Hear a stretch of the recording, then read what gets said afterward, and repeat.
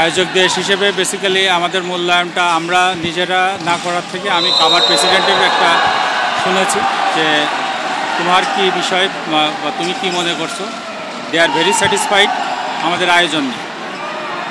এই টাইপের আয়োজন করতে গেলে এটা আমাদের প্রথম আয়োজন, হয়তো কিছু ত্রুটি বিচ্যুতি থেকে থাকবে, কিন্তু আমরা মনে করি যে আমরা এটা সাকসেসফুলি কন্ডাক্টেড করতে পারছি।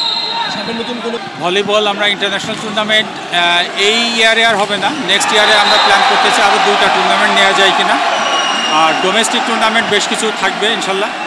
আমরা ভলিবলকে ভাইব্রেন্ট করার জন্যে যেটা করার দরকার সেই উদ্যোগগুলো ইনশাল্লাহ আমরা নিব। বাংলাদেশের পারফরমেন্স আমরা আশা করেছিলাম যে বাংলাদেশ ফাইনালে যাবে, কিন্তু ব্যাক টু ব্যাক খেলার কারণে আমাদের ছেলেদের জন্যও এটা একটা অনেক দিন পরে দীর্ঘদিনের বিরতিতে আসলে এটা তাদের জন্য একটা এক্সপিরিয়েন্স, তারা ভালো করতে পারে নাই আমি বলবো। এখান থেকে আমরা আমাদের ছেলেরা বা আমরা যে শিক্ষাটা আমরা নিব বা যে টেকনিক্যাল জিনিসগুলো আমরা শিখেছি এটা ভবিষ্যতে ডেফিনেটলি আমাদের কাজে লাগবে, ভবিষ্যতে নিশ্চয়ই আমরা অনেক ভালো করব।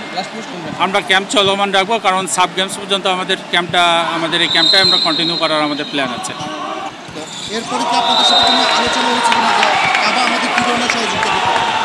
কাভার প্রেসিডেন্টের সাথে আমাদের আলোচনা হয়েছে, আমরা কাভা এবিসি এবং এফআইবিবি থেকে আমরা টেকনিক্যাল সাপোর্ট তারা আমাদেরকে সর্বোচ্চ দেবে যেটা যা লাগে, এবং তারা বাংলাদেশকে একটা প্রায়োরিটি লিস্টে রাখবে ইনশাল্লাহ। আমরা জাপানের একটা মেয়েকে আমরা পেয়েছি যেটা আমাদের অরিজিন, তার সাথে আমাদের কথাবার্তা হচ্ছে, আমাদের মেয়ে টিমের জন্য হয়তো তাকে আমরা ইনক্লুড করতে পারি।